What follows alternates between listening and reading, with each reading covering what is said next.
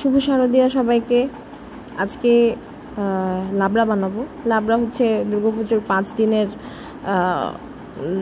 দিনের মধ্যে একটা অন্যতম খাবার হচ্ছে লাবড়া। তো এই লাবড়া বানানোর জন্য আমার কাছে বুটের ডাল ছিল না, খেসারি ডালের বড়া বানিয়েছি আমি। এরপরে কাঁচা কলা, এগুলো সব আস্তে আস্তে ভেজে নিতে হবে। কাঁচা কলা ভাজলাম, তারপরে কচুরমুখী, আলু, এগুলো একদম অল্প অল্প তেলে আস্তে আস্তে ভেজে নিলাম। তারপরে বেগুন আরেকটু বড় করে কাটাটা উচিত, আমি ছোট করে কেটেছি। তারপরে পটল, মানে বাজারে যত প্রকারের সবজি আপনি পাবেন, সকল প্রকারের সবজি আপনি দিতে পারবেন।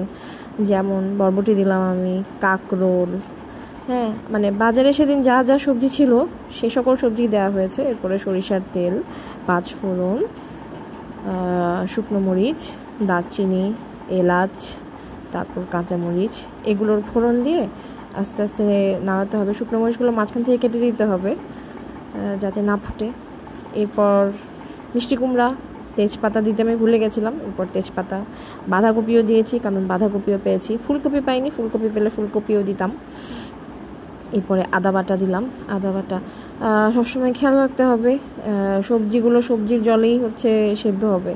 জিরা বাটা দিলাম, হলুদের গুঁড়া দিলাম। মরিচের গুঁড়ো আমি দিইনি, যেহেতু আমি কাঁচা মরিচ দিয়েছি, শুকনো মরিচ দিয়েছি, এই জন্য মরিচের গুঁড়োগুলো দিইনি। এরপর ধনিয়ার গুঁড়া দিলাম, জিরার গুঁড়া দিলাম, একটু গরম মশলা দিলাম।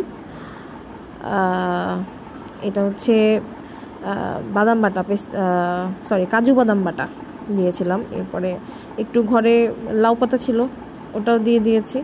মানে সকল প্রকারের সবজি, একটু নারকেল বা নারকেলের বাটা বা নারকেলের দুধ দিলে ভালো হতো, আমি তার জায়গায় কাজু বাদাম বাটা দিয়েছি। তারপর লবণ দিয়ে এটাকে আস্তে আস্তে করে কষাতে হবে। আমার কাছে টমেটো পেস্ট ছিল, টমেটো পেস্টও দিয়েছি। এরপরে একটু সামান্য জল দিয়েছি। তারপর এই বড়াগুলো দিয়ে আস্তে আস্তে অল্প আঁচে, এই যে জলগুলো দেখতে পাচ্ছেন, জলগুলো কিন্তু শুকিয়ে যাবে, কিন্তু শুকানোর পরে ভিডিওটা আমার কাছে নাই।